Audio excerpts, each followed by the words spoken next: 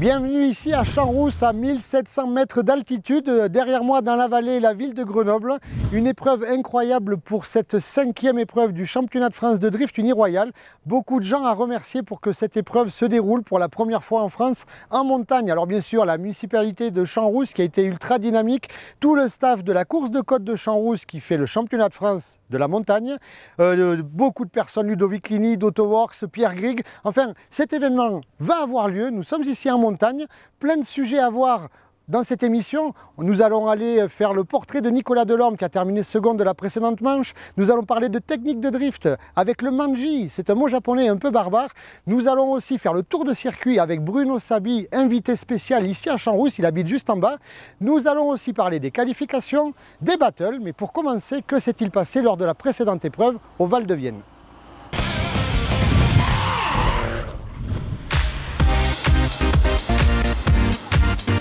La 4e manche du championnat de France de drift uniroyal s'est déroulée au mois de juillet au circuit du Val de Vienne, organisé par Oreca et le GT Tour. Les pilotes étaient ravis d'essayer ce grand circuit et nous avons eu un superbe spectacle en finale. Alors Benjamin Boulbès qui affrontait Nicolas Delorme qui a malheureusement fait un tête à queue ici sous nos yeux suite à un changement de pneumatique, peut-être une erreur stratégique pour le team Terenscar. Benjamin Boulbès qui s'élance suiveur dans la 2e manche et qui ne commettra pas d'erreur, lui il s'impose donc lors de cette épreuve du GT Tour au Val de Vienne.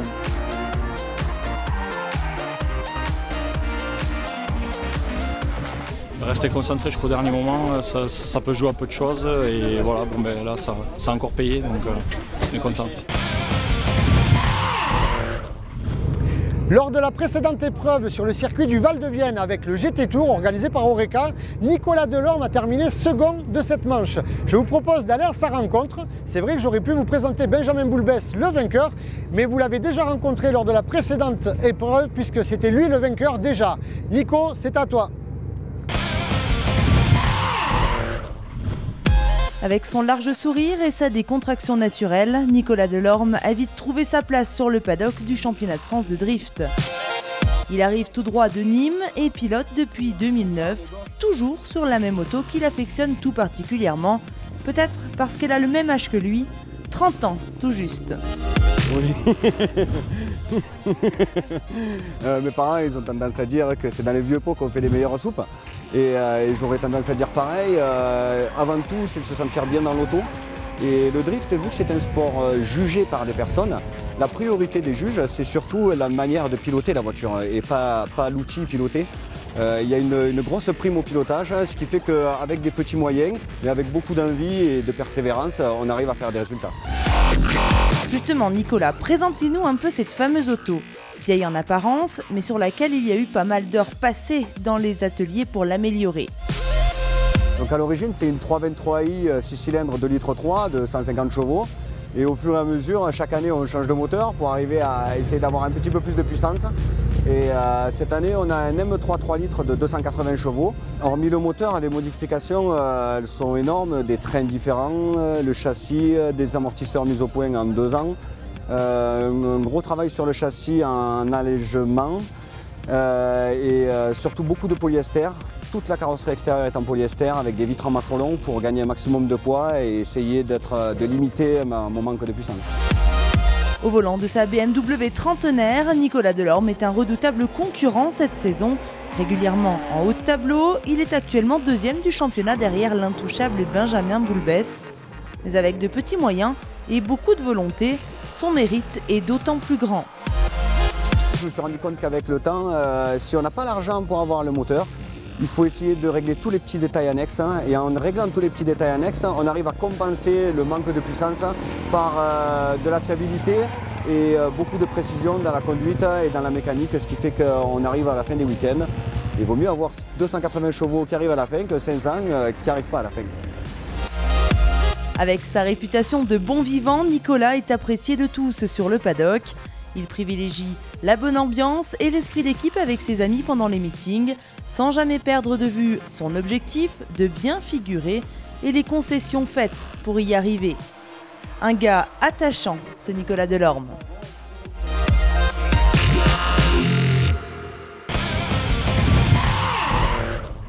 Aujourd'hui, ici à Champs-Rousse, pour la technique de drift, nous allons parler en japonais avec le manji. Il s'agit d'un terme qui vient de là-bas.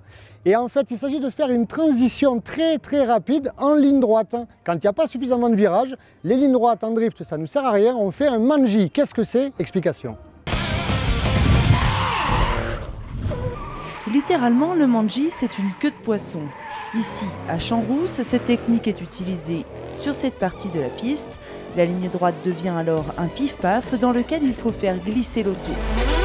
Alors une fois à bord, c'est bien plus compliqué. Le pilote doit se concentrer avec son volant pour le manji.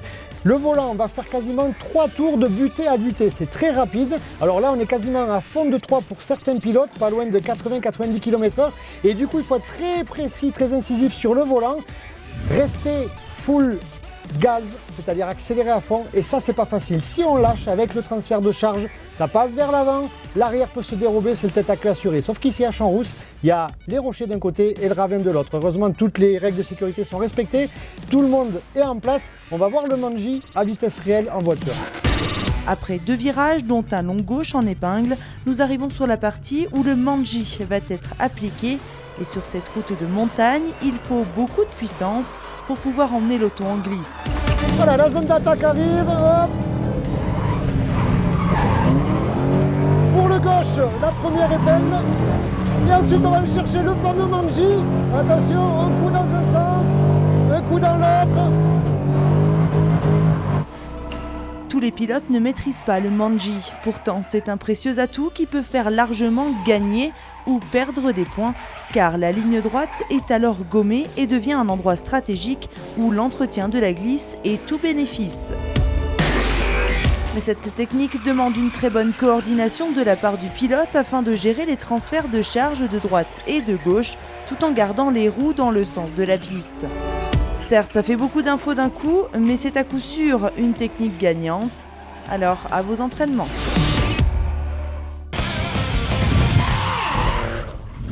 Une chance unique pour vous de découvrir le tracé de Champs-Rousse en plein cœur de la montagne, à bord de cette Mustang officielle du championnat de France de drift Uniroyal, Bruno Sabi, un super pilote, vous le connaissez, et puis surtout il habite juste en bas dans la vallée, il connaît ses routes par cœur, il est pratiqué déjà en compétition il y a plus de 40 ans. C'est parti avec Bruno Sabi au volant et je peux vous dire, ça déménage.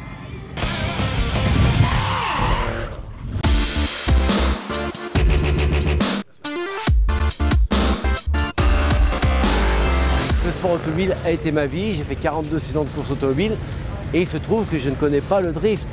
J'ai vu des images grâce à vous, hein, j'ai pu suivre un peu cette nouvelle discipline et je me disais peut-être à l'occasion, ce serait bien que j'aille voir ça un peu de près parce que pour moi c'est une discipline d'extraterrestre. C'est sûr que quand on était jeune au début de notre carrière, le plaisir du pilotage c'était surtout de faire des grands travers, c'était de l'acrobatie. Et là j'ai l'impression que c'est un peu le même esprit. Donc c'est pour ça par curiosité je viens déjà voir.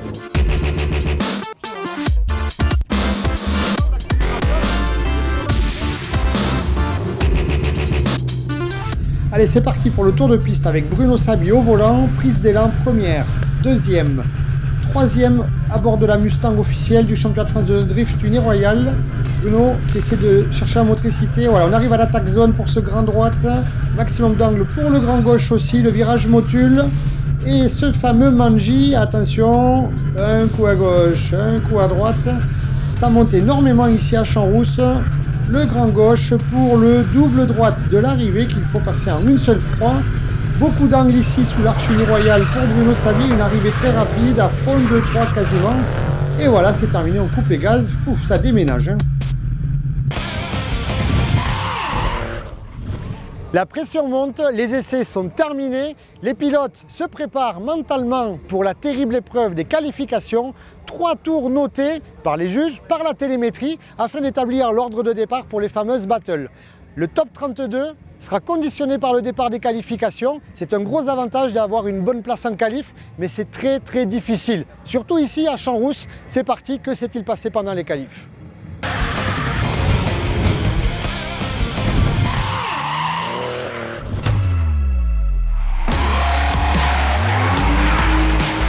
De superbes passages pour les qualifications. Les pilotes ont pu prendre la mesure de la piste. Raphaël Zanato, Nicolas Delorme aussi, qui sont crédités de superbes performances, comme Yvon Buisson ici à l'image. Nicolas Cerdan, le local, avec sa Nissan grise. Meryl Morfin qui fait un tête à queue juste devant nous, mais qui a fait une superbe 10e place. Bref, ça a été compliqué. Benjamin Boulbès a aussi trouvé la solution. C'est Romain Soukas qui fait la pole position. Mais que disent les 3 premiers de ces qualifications? On va les écouter.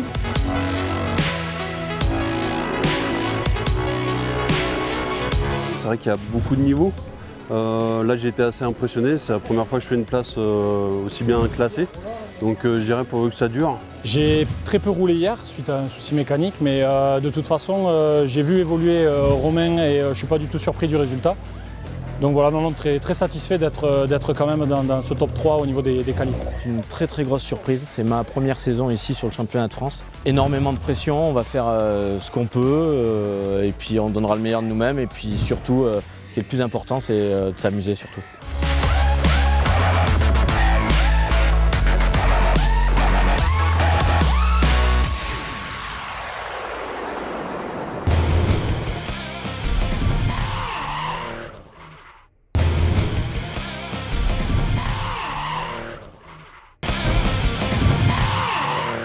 Après la superbe séance de qualification proposée par les pilotes ici à Champs-Rousse, nous avons droit maintenant aux fameuses battles. Les pilotes sont l'un à côté de l'autre au départ. Un sera leader, l'autre suiveur. Ensuite, on alterne les positions. Ça se court en 2 manches, un aller, un retour. Lequel des deux sera le meilleur jusqu'à la finale et jusqu'au podium? On voit tout ça en images. Allez, première battle entre Romain Soukas, leader avec la BMW grise, suivi par Jérôme Maignan sur la noire. Sur ce premier run, c'est Romain qui mène 7-3 avec une arrivée où on voit qu'il a largement distancé Jérôme Maignan. Pour la manche retour, Jérôme Maignan dans la PS13 noire est leader. Et en fait, il sera mené 6-4. Du coup, c'est Romain Soukas qui est qualifié. On a vu Jérôme faire un petit understeer, un petit coup droit. Pour la deuxième battle, alors nous avons une tête à queue d'entrée de Yvon Buisson. Yvon Buisson sur la BMW noire. Tête à queue qui lui vaut un 0 pointé. Donc c'est Nicolas Cerdan qui mène 10-0. Nicolas, sur cette manche, qui va avoir un avertissement puisqu'il a fait un faux départ. Il est parti bien trop tôt avant l'ordre du starter. C'est pour ça qu'il est si loin devant Yvon Buisson. Et bien sûr, les deux pilotes sont repartis pour refaire cette manche. On voit que Yvon est assez près. Malgré tout, sur ce 5-5, c'est-à-dire sur cette égalité, avec l'erreur du premier tour, c'est Nicolas Cerdan qui est qualifié. Au revoir Yvon. Nous avons ici Raphaël Zanato avec la Mustang qui se bat contre Andrew Hirschi, notre ami suisse. Raphaël qui va gagner cette manche 7-3. Voilà, plus d'angle et plus de vitesse pour Raphaël Zanato, 7-3. Sur la manche retour, Andrew fait son maximum. Il a quand même un peu moins d'angle, on le voit, un peu moins d'angle que la Mustang. Qui revient dans la montée. Raphaël Zanato gagne cette manche 6-4. Il est donc qualifié. Alors, superbe battle entre Antoine Amar, leader sur la S13, et Nicolas Delorme, suiveur sur la BMW. Nicolas qui se rapproche vraiment d'Antoine. Alors, Nicolas qui va gagner cette manche 6-4. Et oui, c'est assez serré avec cette superbe arrivée dans ce long droite. Nicolas qui est dans la porte, vraiment dans la porte. Alors, manche retour. Et bien en bas, Antoine Amar est vraiment très très proche de la BMW. Mais il se fait distancer dans la montée. Et au final, ça sera à nouveau un 6-4 pour Nicolas Delorme qui est qualifié. Julien Pescia, ici, leader, fait une erreur face à Jérôme Esteban. La S14 verte qui est à la peine, visiblement, alors qu'il a fait une superbe qualif. C'est une égalité avec des erreurs de part et d'autre. Nous avons 5-5 sur cette manche. Et sur le retour, eh bien écoutez, la BMW bleue de Jérôme Esteban fait son petit parcours et on voit que là, Julien Pescia a fait une grosse erreur. Ça lui coûte un 7-3. Il sera éliminé. C'est Jérôme Esteban qui passe.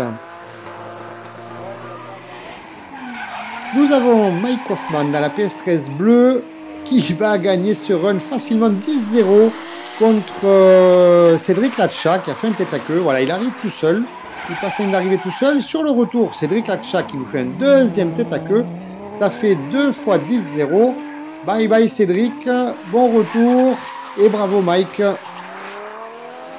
Thierry Dubois qui va gagner lui aussi 10-0 contre Meryl Morfin cette première manche. Le tête à queue est synonyme de 0 pointé pour Meryl Morfin avec Mamitoy.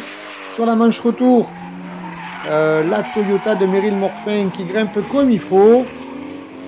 Alors malgré tout, Thierry va gagner cette manche 6-4, ce qui lui permet d'accéder à la manche suivante. Meryl qui a fait un superbe week-end avec de très gros progrès. Benjamin Boulbès sur la BMW E36 est opposé à Peter Van Oerik dans la BMW jaune, notre ami belge qui se bat pour suivre Benjamin Boulbès. Malgré tout, Benjamin gagne cette première manche 6-4 et sur le retour, ça sera une égalité parfaite de la part des juges, un 5-5, donc un très beau run, mais c'est Benjamin qui est qualifié. Dommage Peter qui va rentrer en Belgique, bredouille.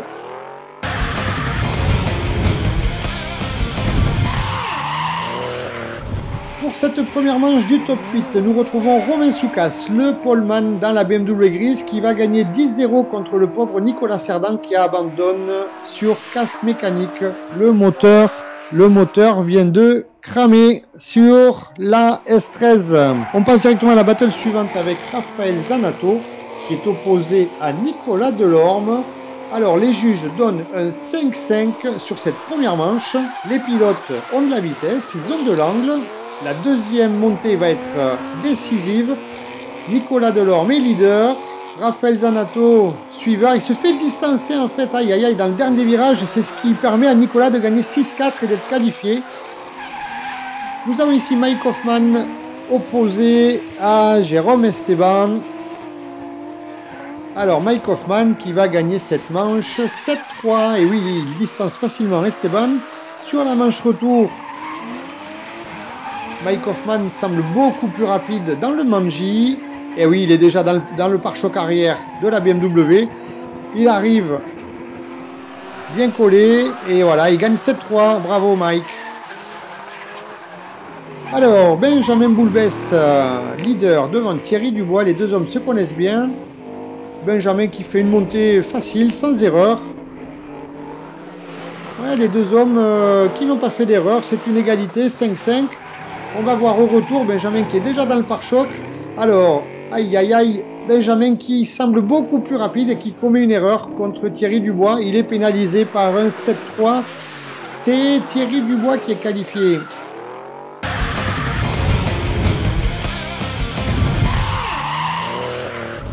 Première demi-finale. Alors, la première pour Romain Soukas dans la BMW grise. Il affronte Nicolas Delorme qui a l'habitude des demi-finales. C'est parfait. Alors, que nous font les pilotes là? Là, c'est Romain Soukas qui mène 7-3 suite à une erreur de Nicolas Delorme. À son tour, Nicolas Delorme est leader. Le Manji. Alors, eh ben oui, une petite erreur de Romain Soukas. Il perd 7-3 lui aussi, ce qui nous donne une égalité et un fameux One More Time. Le public adore ça. Romain Soukas, donc à nouveau leader. Les scores, alors, les scores, oui, 6-4 pour Nicolas Delorme qui s'est bien rapproché. La manche suivante va-t-elle être décisive? Est-ce que le leader va craquer? Eh bien non, il va gagner 6-4 et c'est lui qui accède à la finale. Bravo Nicolas Delorme. Deuxième demi-finale avec Mike Hoffman en bleu, suivi par Thierry Dubois en blanc, de Nissan. Alors une petite erreur de Thierry qui lui coûte un 7-3. Ah oui, il se fait distancer. 7-3 pour Mike Hoffman. Manche retour, Thierry Dubois qui monte facilement, un joli Manji avec beaucoup d'angle pour Thierry Dubois. Il gagne 6-4, mais ça ne suffit pas, c'est Mike Hoffman qui est qualifié pour la finale.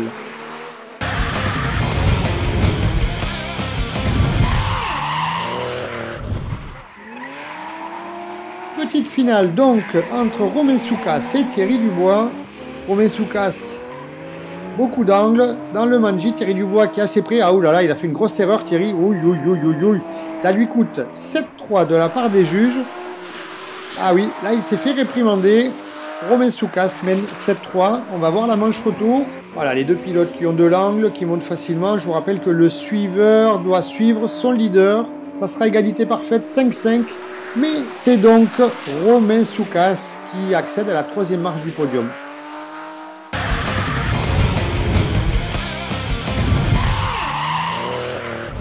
La super finale de la journée du week-end, Mike Hoffman leader devant Nicolas Delorme. Les deux pilotes sont synchro. Nicolas Delorme est un peu distancé.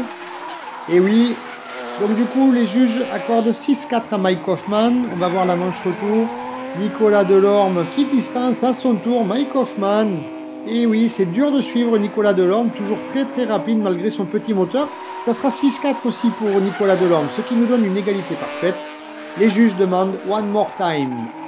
Alors un coup de plus pour les départager. Mike Hoffman leader. Mike Hoffman. Nicolas qui arrive à suivre, qui reste. Ah oui, belle arrivée de Nicolas Delorme. Il mène 6-4. On va voir si c'est la dernière montée qui va permettre de les départager. Oui, Nicolas Delorme qui a pris l'avantage, me semble-t-il, sur Mike Hoffman. Il est beaucoup plus rapide.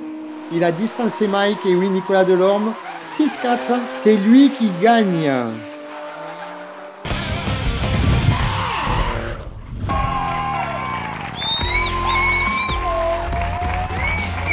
Sur le podium, Romain Soukas 3e est ravi. Super week-end avec la pole position. Deuxième, Mike Hoffman avec le sourire aussi. Et le grand vainqueur, Nicolas Delorme, qui reçoit un chèque de 500 € de notre partenaire BC Racing et 150 € de la part de Drift Shop.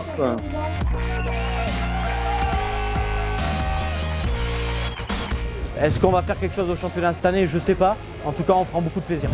Content les passages, malgré que la pédale d'accélérateur est lâchée en plein pour les passages. Deuxième passage avec beaucoup de stress, j'ai fait une erreur. Troisième passage, je dis on tente le tout pour le tout et c'est passé. Je dirais que la différence elle s'est faite au nombre de secondes où la pédale d'accélérateur était à fond. Du moment où on a passé l'épingle, moi j'avais pas trop le choix, il fallait que je sois à fond tout le temps pour arriver à les suivre et arriver à tout enchaîner. Donc de l'autre côté c'était plus facile, de notre côté c'était désavantageant. Mais vu que cet après-midi j'ai roulé contre des personnes qui roulent très bien, qui ont très beaucoup de volants aussi, ça permet de faire des très beaux battles et de prendre un très gros plaisir. Le rideau tombe ici à Champs-Rousses pour la 5e manche du championnat de France de drift Uniroyal. Merci au nombreux public qui a répondu présent. Merci aux pilotes qui nous ont offert un superbe spectacle encore une fois.